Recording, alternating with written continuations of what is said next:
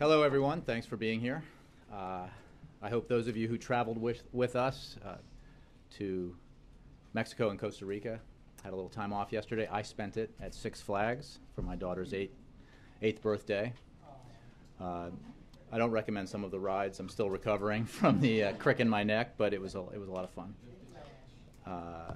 I don't have any other announcements. I think you saw that the president is being joined as we speak by 3 senators in a round of golf, which he, I know, was looking forward to, and that is happening as we gather here now. The Associated Press. Jim. Thanks, Jay. Wanted to talk to you about Syria and events over the weekend. The Syrian government, the foreign minister to CNN said that the airstrikes delivered over the Friday and Saturday amounted to a declaration of war. Wondered if the president has any concerns that this might be expanding into a regional conflict all too quickly, and has the president been in touch with any leaders in the region to discuss these latest developments? Well, first of all, I would refer you to the Israeli government for any action they may or may not have taken. What I can say is that Israel certainly has the right to be concerned about the transfer of sophisticated weapons to Hezbollah. And that has been a concern of Israel's for a long time. The transfer of sophisticated weapons to terrorist organizations like Hezbollah is certainly a concern and a threat to Israel. And they have the right to act in their own sovereign interest in response to those concerns. The fact of the matter is the terrible situation in Syria is the fault and responsibility of Bashar al-Assad. He has murdered tens of thousands of his own people. He has acted with impunity like a tyrant to hold on to power. And it is the rightful demand of the Syrian people that they be rid of this tyrant and that they have a say in their future. And we have worked with international partners as well as the Syrian opposition to help bring about that opportunity for the Syrian people. Was the administration forewarned that these strikes were going to take place? Did you guys know that? Again, I'm not going to comment on any actions the Israelis may have taken. I can tell you... I wouldn't even say Israel. I'd just say, did you guys know that something was going to happen? What I can tell you is that we are in close coordination as a matter of course with the Israelis and continue to be. But I'm not going to comment specifically on actions that the Israelis may or may not have taken. I would certainly refer those questions to the Israeli government. Some discussion today at the UN, an interview given to, I believe, Italian TV or radio by one member of a commission looking into what happened in Syria on chemical weapons, suggesting that perhaps chemical weapons activity was conducted by rebels. The commission then distanced itself from that. Do you guys have any view on where that stands right now? Sure. Well, as you said, the Commission itself, the Independent International Commission of Inquiry on the Syrian Arab Republic, has put out a statement clarifying that the Commission has not reached any conclusive findings regarding the use of chemical weapons in Syria or who used them if they were used. The fact of the matter is, as we have said, and I have said many times, we are highly skeptical of suggestions that the opposition could have or did use chemical weapons. We find it highly likely that any chemical weapon use that has taken place in Syria was done by the Assad regime, and that remains our position. And last, Secretary Kerry is going to Russia to meet with Putin. Is the administration, is the president optimistic that something might emerge from that Putin might be moving in some direction regarding his view of the Assad regime? We have seen over the course of these weeks and months an escalation by Assad of the brutality that he is perpetrating on his own people. And we have consistently, in our conversations with the Russians and others, pointed clearly to Assad's behavior as proof that further support for that regime is not in the interest of the Syrian people or in the interest of the countries that have in the past supported Assad. And we make that case repeatedly with the Russian government and others, and I'm sure we will continue to do that. Now, we're working with the Russians and consulting with them about Syria, as we are other nations, because we believe it's in the interest of the Syrian people, in the interest of the future of the region, in the interest of all nations with a stake in the region, to disassociate from Assad and to support a political transition in Syria. And that is a conversation that is ongoing with the Russians and the Chinese and others. We have been clear in the past about our disappointment with Russia over their opposition to resolutions at the Security Council with regards to this matter. But this is an ongoing conversation. Jay, Reuters. Regardless of who's at fault or who started this, is there a concern about a wider war developing in the Middle East? We have made clear from the beginning that one of the reasons why we need to bring about the political transition in Syria that is necessary, that the reason that Assad has to go is that the threat that the unrest there, the violence, and the war there cause to stability in the broader region remains and continues to increase. This is a case that we've made to our international partners, a case that we've made to members of the Security Council, that it is in everyone's interest to bring about a transition there because of the threat that further violence and a broader civil war causes to everyone in every country there. And you mentioned that the Assad regime has murdered tens of thousands of people, in your words. Does this rise to the level of a genocide? It is a level of violence against, by a regime against its own people that is worthy of contempt and condemnation. What the terminology that may be used by courts or the United Nations or others, I will leave to them, but it is heinous and despicable. It is the kind of action that long ago rendered Assad incapable of continuing in power with any kind of legitimacy. Dan. With the current state in that region, Syria and Israel, when can we expect the administration to announce the next steps, what it plans to do next? Well, you heard the President address this several times last week. It is essential that we continue to gather evidence, that we work with our partners as well as the opposition in the accumulation of evidence about the use of chemical weapons.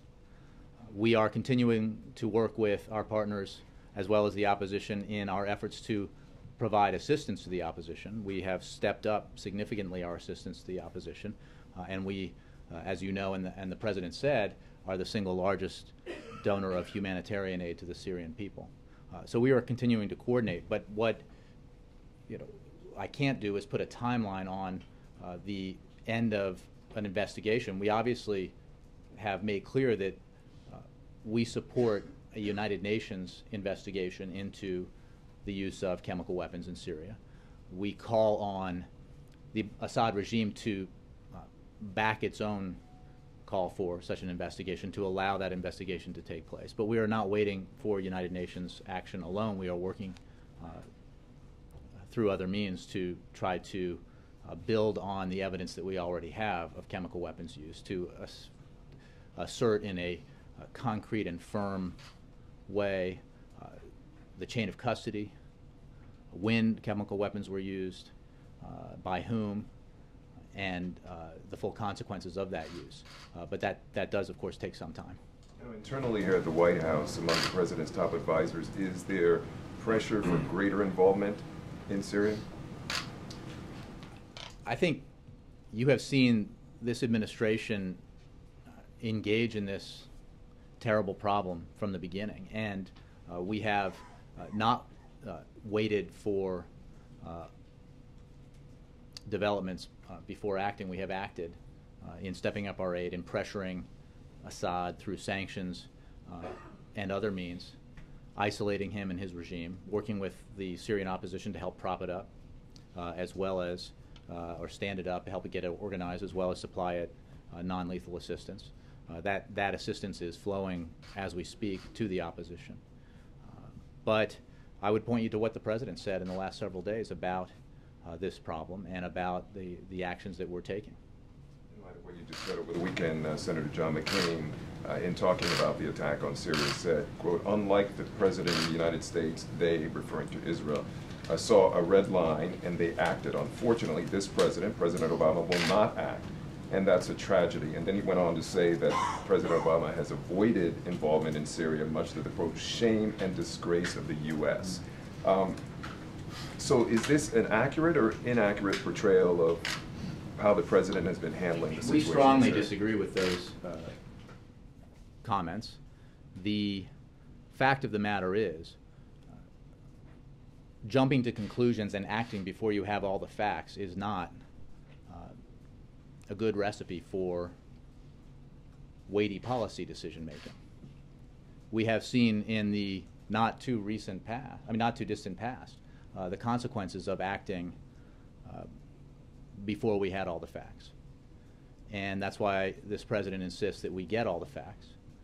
The intelligence assessments we have are extremely valuable and significant, which is why we publicly release that information in a letter of response to some senators. But it is not sufficient to make the kind of determinations that the President will make if and when we can state clearly that a red line has been crossed, that chemical weapons have been used, that the Assad regime has deployed them against the Syrian people. And in terms of the actions we've taken, again, the largest single donor of humanitarian aid, the most significant donor of non-lethal assistance to the opposition, active engagement with the Friends of Syria and other partners in assisting the opposition organize itself, and taking the steps we have to recognize the opposition coalition as we have. And we have continued to step up our engagement with the opposition as they have become more organized and more capable of representing both the Syrian people and the effort against Assad. One quick thing, one other subject on guns. What's the strategy moving forward, and realistically, what can get done? The President made clear when he spoke in the Rose Garden about the absolute necessity of the vast majority of the American people who agree with the need to take common sense steps to reduce gun violence, of insisting that their voices be heard.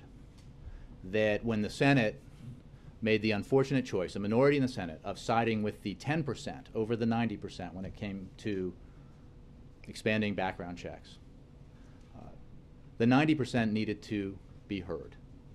They needed to let their representatives know how disappointed they were in their failure to represent their own constituents. We remain optimistic, the President does, that when it comes to background checks, that this will happen. We can't say precisely when that legislation will pass, but we and the President remain convinced that it will, because the American people have stated so clearly that it is a sensible thing to do. A background check system exists. It works to the extent that it covers the transactions in the country. It has prevented a significant number of people who should not have weapons because of their criminal backgrounds from obtaining them. The expansion of this system was simply to close the loopholes that existed in a system that works and that gun shop owners across the country participate in, and that would-be gun buyers, law-abiding citizens who want to buy weapons, encounter every time they purchase weapons at a gun store. And it is extremely fast and efficient. And that system ought to apply more broadly. These loopholes need to be closed so that we can reduce the number of cases where a violent criminal who has no right by law to obtain a weapon can get one by going through by using these loopholes. And that's something that Americans in red states, blue states, purple states all support. It's something that NRA members, rank and file members, support, and it will happen. And we are working with Congress to explore ways of pursuing more legislative action. We are continuing in the implementation of the executive actions that the President laid out when he put forward his broad proposal. And we are looking for other ways to take action to reduce gun violence in a common sense way that respects Second Amendment rights, which every proposal the President put forward does. Jackie. Jay, can I follow up on that? How exactly is he working? Is he working with Senator Reid and some others to tweak the bill in some way that will bring on board some of the senators who voted against the bill the first time and get them to switch their votes?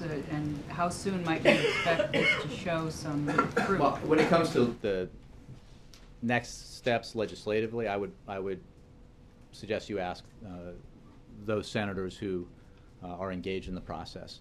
We're working with them. We're talking to them. We're talking to other stakeholders.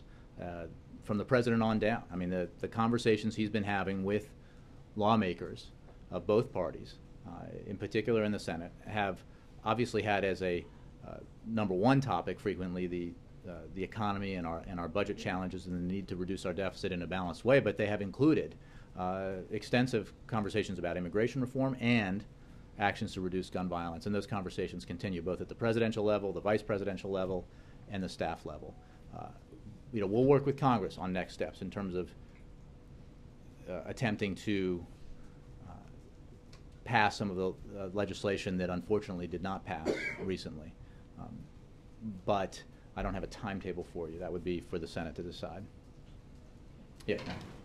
Going back to Syria and the investigators' comments about suspicions that chemical weapons may have been used by the rebels, you've mentioned several times that this is obviously an ongoing investigation, but if there's any chance or suspicions that the rebels may have used sarin gas and chemical weapons, is the administration at all concerned about ramping up aid to the rebels? Well, let me just say two things. One, it is very important that we establish conclusively the evidence about chemical weapons use in Syria.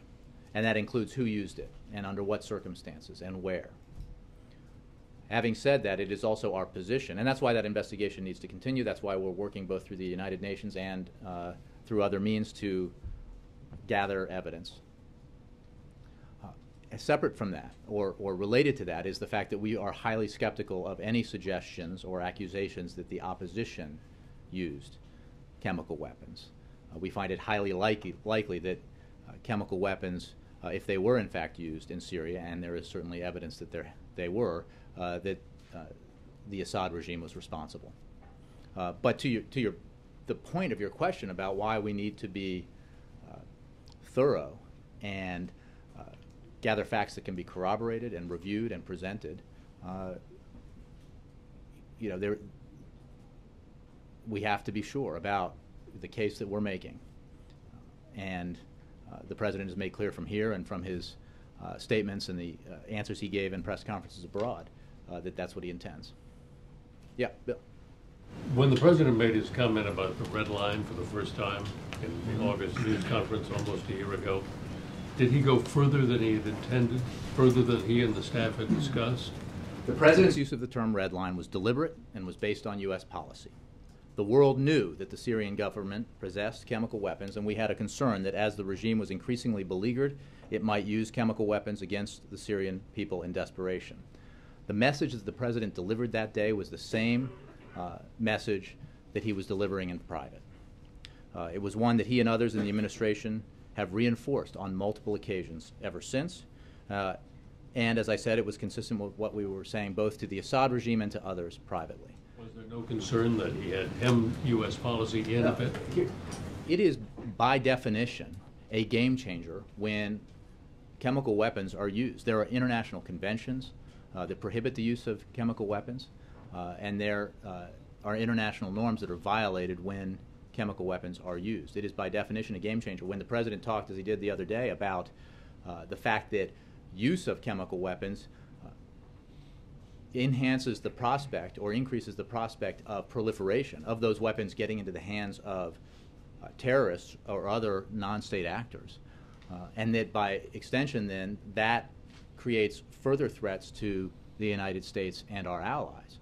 That is why it is such a significant event, and that is why it is a red line that the President made clear when he said that from here, and that he reiterated on numerous occasions thereafter. So you're doubling down on the red line comment. Is there no concern that by doing this, you're raising expectations for some kind of action because you're now being criticized for not acting? Well, what the president made clear is that it was a red line and that it was unacceptable and that it would change his calculus as he viewed the situation in Syria because the use of chemical weapons represents the kind of escalation and threat that I just described. What he never did, and it is simplistic to do so, is to say that if X happens, Y will happen. He has never said what reaction he would take at a policy level to the proved crossing of the red line in Syria, simply that he would consider it a red line that had been crossed and that he would take appropriate action. And he is, as the investigation continues, and as we have said all along, he is looking at a range of options, and he is not removing any option from the table, if you will. And he will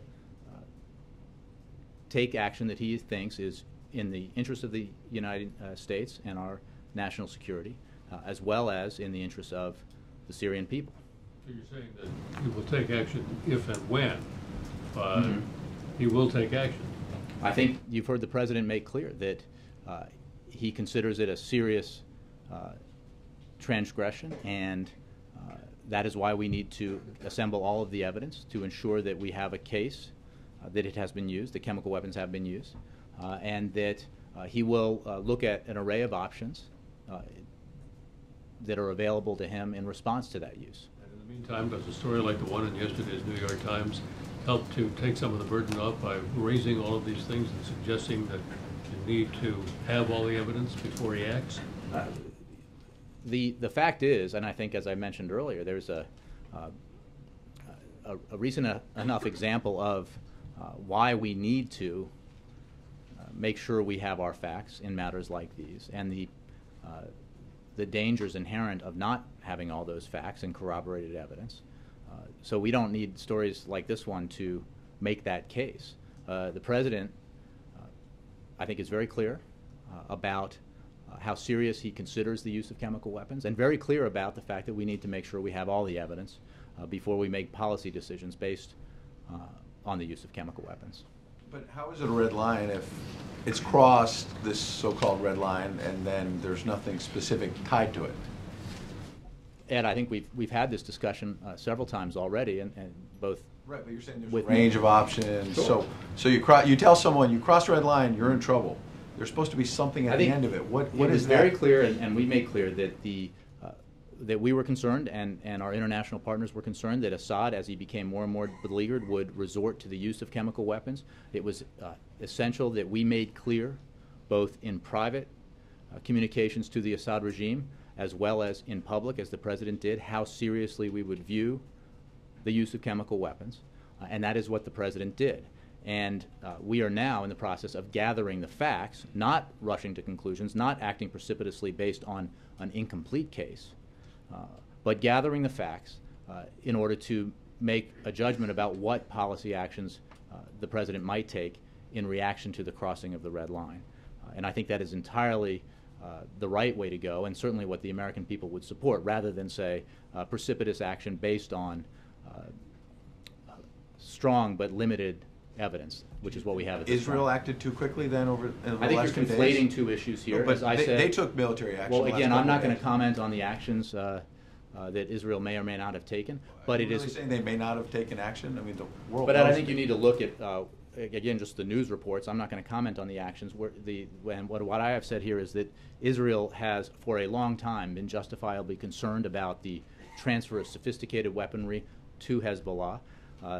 This is not just chemical weapons, but sophisticated weaponry to Hezbollah, and it is certainly within their right to take action to protect themselves and to prevent that kind of weaponry from getting into the hands of terrorist organizations like Hezbollah. So, again, I would refer you to the Israelis for any confirmation or denial of actions that have been associated with them. But I would tell you that as a general matter, this is a concern that they have had, and it is certainly within their right to take action to prevent the transfer of that kind of weaponry to organizations like Hezbollah. A couple quick questions on Benghazi. Last week you said from this podium that the Departments of State and Defense had told you and had told Congressman Issa that they were not aware of anyone else at either department who wanted to come forward and say anything about this.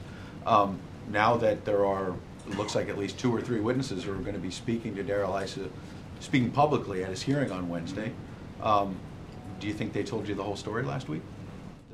I don't understand. These witnesses are going to talk to Congress, and we have said that we are not aware of anyone who has been blocked from speaking to Congress if they so choose to or want to speak to Congress. So they were not blocked over the last 8 months? We are unaware of anyone being blocked from talking to Congress if they chose to or wanted to speak to Congress. And I would point you to the fact that there was an accountability review board chaired by 2 of the most distinguished experts in our national security establishment, nonpartisan experts, Admiral Mullen and Ambassador Pickering, who oversaw this review, and it was unsparing.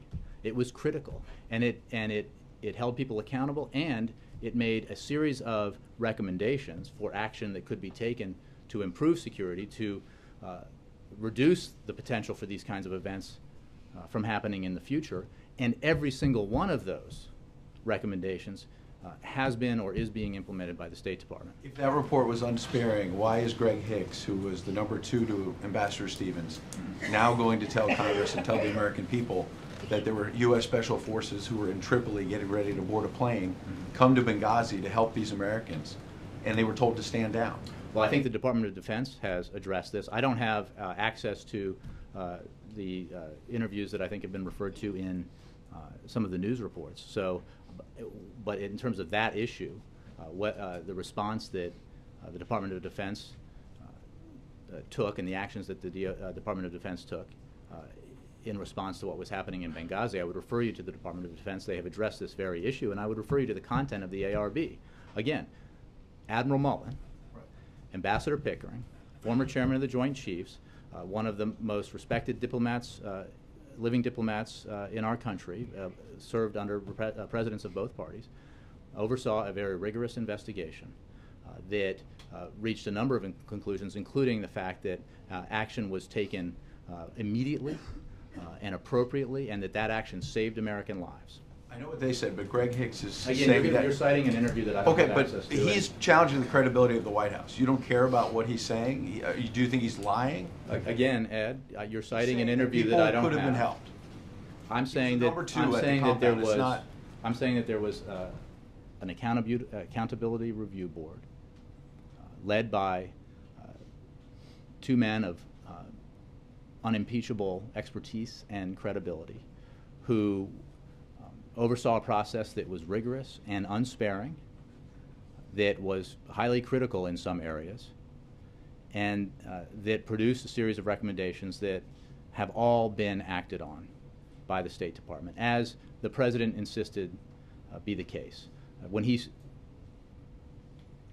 made clear from the very onset in the wake of Benghazi was that he wanted action taken to ensure that we found out who was responsible and that they were brought to justice, and that action be taken to ensure that we implement the steps necessary to improve the security of our diplomats and diplomatic facilities around the country so that this kind of thing can't happen again. Last thing is there's another gentleman from the State Department, Mark Thompson, who's going to testify at this hearing that former Secretary Clinton tried to cut the counterterror unit at the State Department out of the initial hours after the attacks.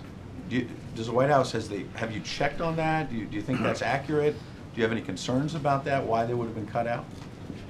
Well, I have heard of that charge, and I would refer you to a statement put out today by the former head of that bureau, the Counterterrorism Bureau, Daniel Benjamin, and he says, quote, "It has been alleged that the State Department's Counterterrorism Bureau was cut out of the discussion and decision-making in the aftermath of the Benghazi attacks. I ran the Bureau then, and I can say now with certainty, as the former coordinator for counterterrorism, that this charge is simply untrue. At no time did I feel that the Bureau was in any way being left out of deliberations that it should have been part of." So I would refer you to that statement. Peter. Following up very briefly on the issue of Libya, how has the power vacuum that followed in Libya affected the White House's calculus, its decision-making process vis-a-vis Syria right now?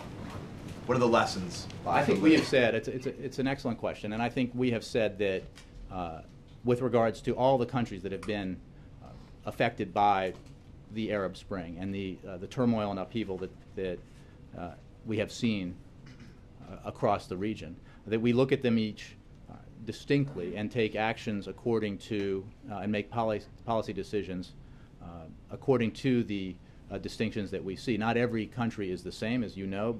Their makeups are different. The circumstances are different in terms of the kind of unrest that we've seen in the Arab Spring. So I think that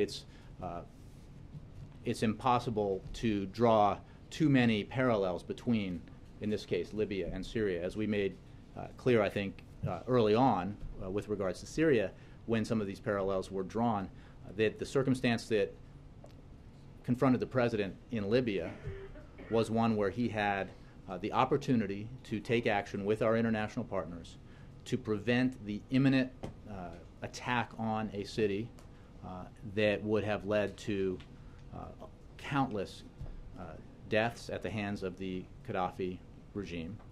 And he took that action because the policy options were available to him that, while not without risk, he believed could be successful, and he took that action. The circumstances in Libya present a different array of challenges, including when it comes to the international community and nations in the region and how they view the situation and the action that they believe should be taken. So we are working accordingly, very specifically, with the challenges that Syria presents to us, with our international partners, with the Syrian opposition, using all the tools that we have available to us to sanction and isolate Assad, to press for action at the Security Council, and when that has been blocked, to take action elsewhere. And we'll continue that effort. Given the fact that the standard of evidence that the President and this White House has set for the use of chemical weapons, that it may be impossible to meet, not because it doesn't exist, but because it's simply impossible to access it, with Bashar al-Assad not allowing UN inspectors and others to go into that country, and the chain of custody, which is sort of Washington language for it's unclear exactly who held this evidence when it got to the folks who are able to see it in neighboring countries like Turkey. If you aren't able to meet that standard of evidence, does that mean that the red line won't have been crossed? Does nothing happen unless you can meet that standard of evidence? Well, the suggestion that nothing is happening is not actually accurate in terms of U.S. policy. And that we have, even in the weeks and months preceding the revelations about chemical weapons use, stepping up our assistance to the opposition and changing the nature of our assistance to the opposition. And that process had been underway and continues to be underway. And I think that you have seen a significant increase in our assistance and in our engagement. And so I just want to challenge the premise there that this is, when it comes to assisting the opposition or taking action to help bring about the end of the Assad era, that chemical weapons is the only deciding factor, that the provable use of chemical weapons by the Assad regime is the only issue here when it comes to the actions that the United States can take. So is the White House satisfied, perhaps, that even if they aren't able to meet that standard of evidence, that even if there is this high likelihood that chemical weapens were used, that there would not be a game-changing element to do anything further than what's presently happening? That's a hypothetical that I'm wary of engaging in, but I can say that it is absolutely the right thing to do and the smart thing to do on behalf of the American people and our interests, to be sure that when these kinds of allegations are made, and when an issue of such seriousness as the use of chemical weapons is on the table, that we get our facts right. And I think the American people justifiably expect that when it comes to significant policy decisions that a president makes on their behalf, policy decisions that could potentially put Americans at risk. I'm not saying, I'm saying that only in the sense, I'm not trying to telegraph anything, only in the sense that all options remain available, as the President has made clear, that we be absolutely sure we have our facts straight, that we be absolutely sure that the evidence can be corroborated and reviewed, and that there is acknowledgement that what we have presented is solid and true. One last question, digressing to the topic of guns very quickly. There is now new evidence, video evidence, that a young individual has proven that with 3D printing, he can manufacture a gun that can fire off 6 bullets, at least to this point, with the technology rapidly changing. Given the conversation, the White House's strong position about background checks, now you don't need a background check. You could still do it in your own home and create these guns. I'm curious the White House's view of this and whatever concerns it causes in terms of new technologies adding itself to this mix. I haven't been part of any discussion about that report or development. I can simply say that the actions that the President proposed, including the executive actions that he's acting on and the legislative actions that he urged Congress to act on and that he hopes still Congress will pass, even if all implemented, would not, of course, end the scourge of violence in America. But the President believes, and experts believe,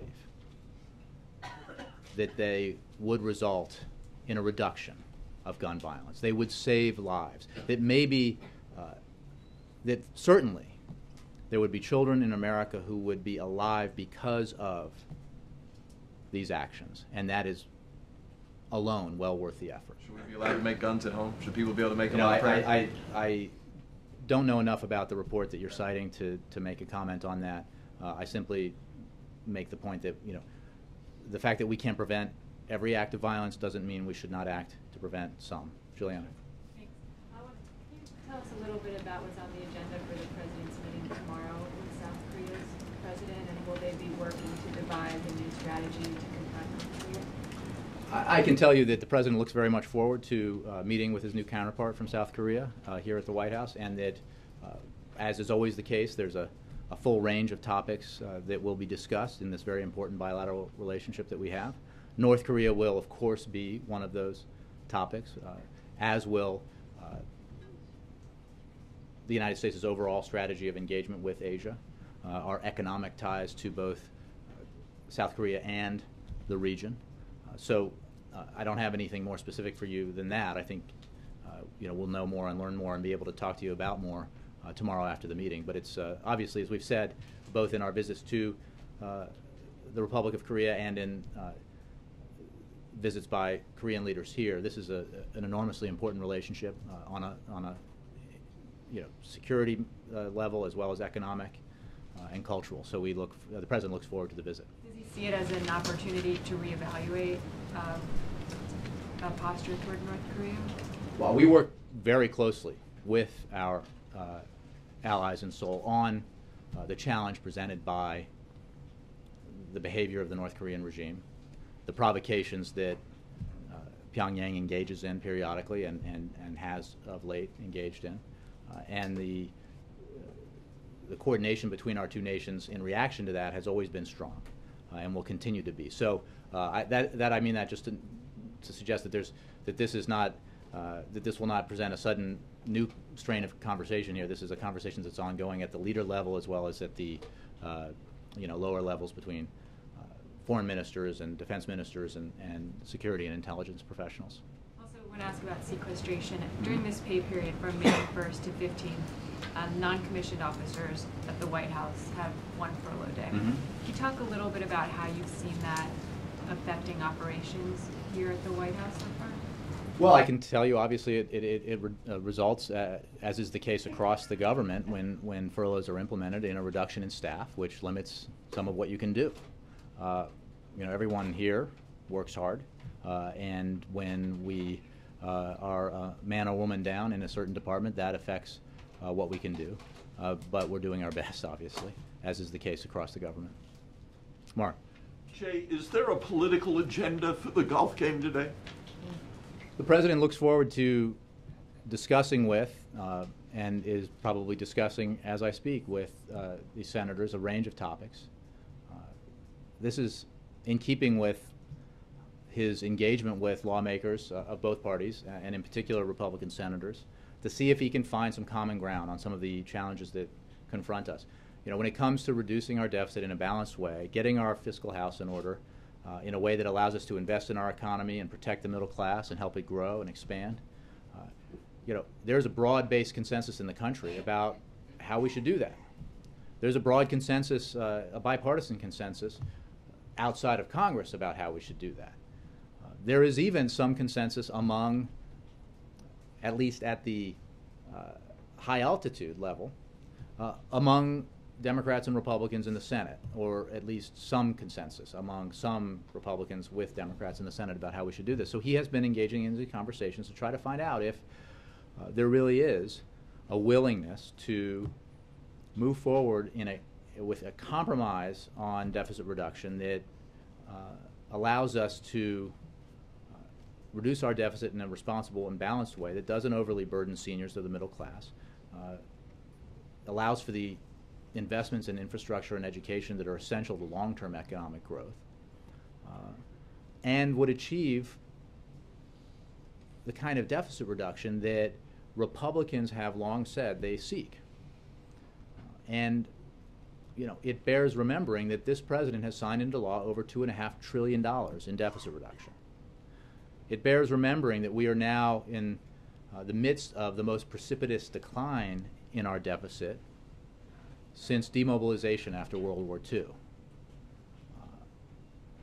And it bears remembering that the goal of $4 trillion over 10 years in deficit reduction is achievable if there's a willingness to compromise on Capitol Hill, if there's a willingness to do what the president has done, which is put forward proposals that represent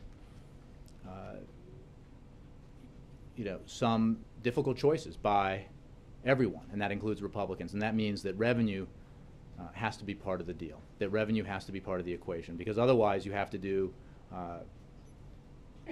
deficit reduction on the backs of seniors or on the backs of students or middle-class families alone, and that is simply, in the president's view, neither appropriate nor fair.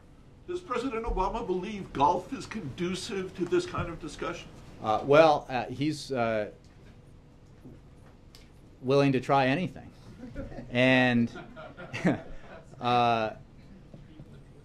and you know, whether it's a conversation on the phone or a meeting in the Oval Office or dinner at a restaurant or dinner at the residence, you know, he's going to have the same kinds of conversations, and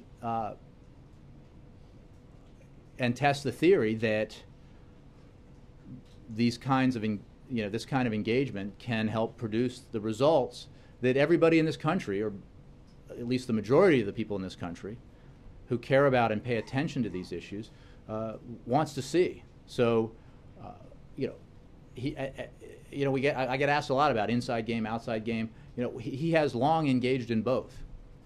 He's having one-on-one conversations, group conversations, meals, golf games, hard-headed negotiations with legislators, and he is going out to the country and talking to regular folks out there about the issues that matter to them and about the need for them to speak up and engage in a process, to demand that Congress take action and do the most, you know, to do the responsible thing to help the economy grow, to help the middle class.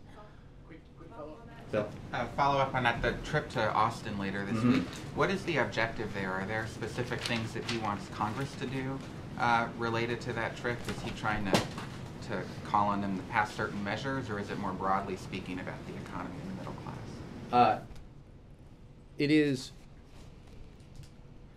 an effort to demonstrate that in spite of some of the obstacles that we face here in Washington to doing the right thing and helping our economy grow, and some of the actions that Washington takes or inaction that Washington engages in that actually inflicts wounds on our economy, you know, out in the country there are positive things happening, and that only reinforces the need for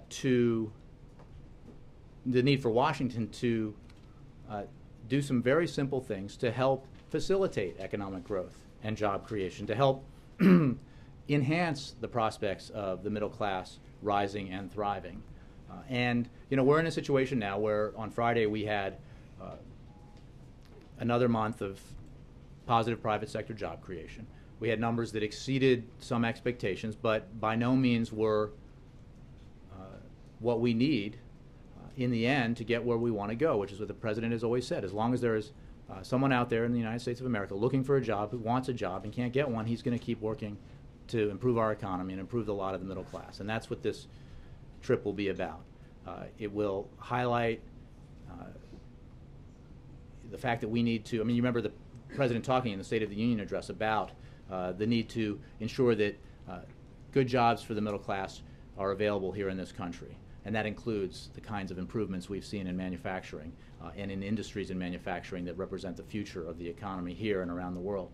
It means making sure that Americans have the skills to fill those jobs. And that reflects the education component, why we need to continue to invest in education to ensure that our people have the skills necessary to take these jobs that are available and will be available in the industries of the future.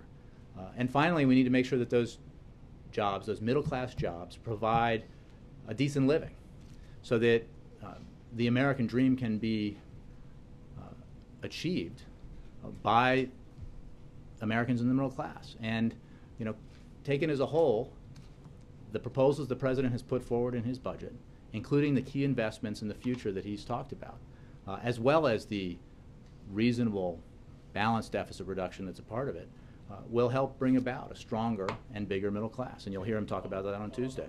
April, and then Christy. Jay, I want to go back to Syria just a little bit. Now, when they were talking about the red line, are you saying basically, from what I'm gleaning, the red line is for the use of chemical weapons against Syrians, not for the transport of sending weapons to rebel groups? Is that what you're saying? That's what the red line is for? No, no. I think that the President made clear when he first discussed this issue. I mean, I just want to clarify. You're absolutely right that the use of chemical weapons On the Syrian people, by the Syrians. by whomever is a red line. The proliferation of, the transfer of chemical weapons is also a red line. One of the serious concerns that we have and our allies and partners around the world, and especially in the region have, is that these kinds of weapons would get into the hands of terrorist organizations, other non-state actors who mean nothing but harm to the U.S. and our people and our allies. So both are of a concern. So the rebel question I think you're raising is the use by Assad the issue? Well, we have said that we find it incredible, not credible, that the opposition has used chemical weapons. Obviously, that's a matter that's under investigation. But we think that any use of chemical weapons in Syria is almost certain to have been done by the Assad regime. But any use, it would be a red line crossed. All right, and then Kristen, also, yeah. Also, with what's happening this weekend in Syria, with Israel and Syria, is there a thought in the White House that gas prices, oil prices are going up? Are you looking at that? Because when there's any kind of conflict in that region, there's also a hike in gas prices. Are you looking at that? Well, we monitor oil and gas prices regularly. There are a host of factors that go into the rise and fall of prices, as you know. The instability in oil-producing regions is one of them. I don't have any specific comment about where prices are now, but we monitor them regularly. We are always concerned about oil prices. I think that that general concern that we have and that every American has reflects the need or reinforces the need to take every action we can to improve our energy security, to make sure that we're producing as much energy as we can here in the United States, and taking every action we can to reduce our dependence on foreign imports. And as I think you've heard me say many times, we have reduced our imports of foreign fuel significantly as we have hit new levels of production here in the United States, and as we have made significant inroads into the production of alternative energies here in the United States, which in turn helps create some of the industries that create the jobs of the future that I was talking about with Phil. But Jay, on the short term, I mean, you have Iran and Syria talking about they're going to retaliate. This is in that region. again, gas prices, possibility going up. We're talking about the economy right now, summer months going, and there is a real possibility of gas prices, this affecting us here in our pocketbooks with gas prices. Well, there is no question that instability in this particular part of the world is always something that we watch, and that it has, it certainly can have an impact on global oil prices. I just don't have a comment specifically on the current price or the level of impact that the situation in Syria is having on prices now. Christy.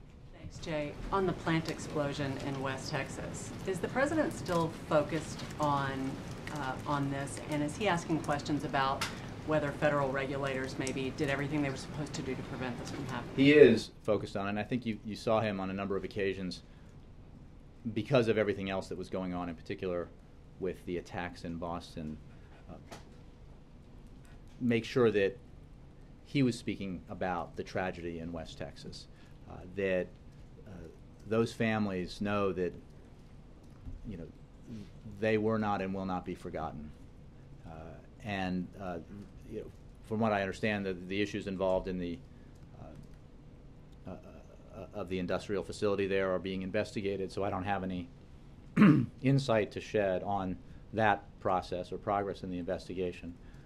But when it comes to doing everything we can at the federal level to assist Texas and the town of West in dealing with this tragedy and rebuilding, the president is committed to that. He made that clear when he visited for the memorial and spoke with Governor Perry and other state and local officials, as well as the families of the victims. When he's talking about industry in Texas this week, do you expect that he'll talk about this in any way, about worker safety, about the responsibility of the federal government?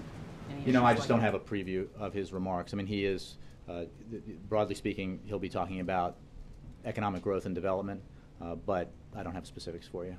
Ann? I'm sorry, Jackie again, then Ann. When he is in Austin, will he be talking at all? That's the state of two senators who have opposed him on both guns and immigration. Will those two issues come up? Anything's possible. I think that the focus will be on economic matters.